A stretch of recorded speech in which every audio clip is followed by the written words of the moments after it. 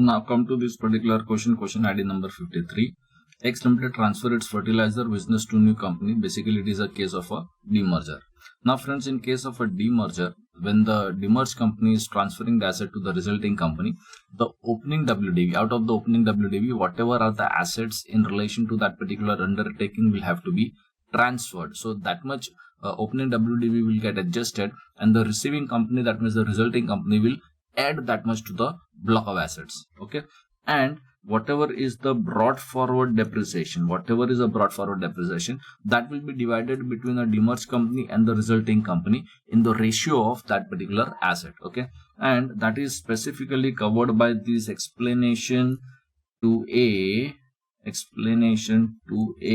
to B, that is under section 43(6)(c), which is actually defining what is a WDV of that particular asset.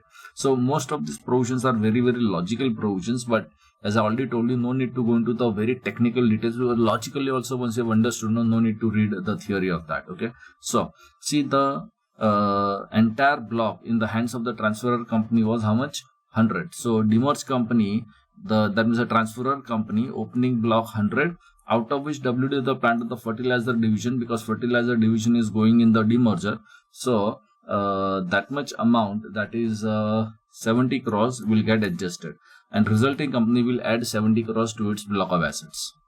Okay, so this is going to happen an adjustment between the demerged company and the resulting company. So now you are going to calculate the depreciation, the normal depreciation. Okay, so the demerged company will be percentage, whether anything given, or should I? Yeah, it is given 15%.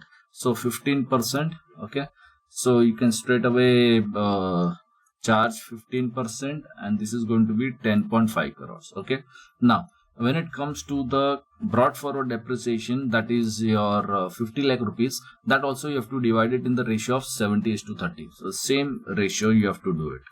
Okay, and you have to divide between demerger and the resulting company. Now see, the resulting company will get 70, and the demerged company is going to get 30%. Okay, this is how the relevant ratio, you'll have to check it out. Okay, now this is going to be a normal depreciation. Listen very carefully.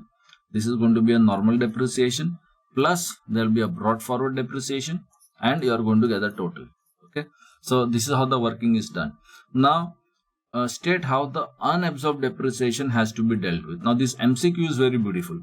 Unabsorbed depreciation, how the unabsorbed depreciation will be dealt with. So this particular MCQ is asking you only about the unabsorbed depreciation. Okay, now unabsorbed depreciation, you have to give the answer. That is one point. Okay, that is a normal, this is a normal question, and the MCQ is asking you total depreciation for the year in the hands of the Y Limited.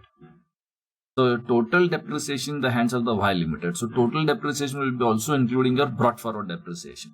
So this total figure of the Y Limited, you will have to consider and give the answer. Okay, now see, the demerged company is demerging fertilizer to a new company, that is Y Limited. So Y Limited is getting 70. So Y Limited is getting that is a resulting company. So 10.5 plus whatever its share, which comes 70% of 50 lakhs. So plus 35 lakhs that you are getting it. Okay, so 10.5 is basically the crores. So basically it is 10.5 crores plus 35 lakhs. That is 10.85 crores it should be.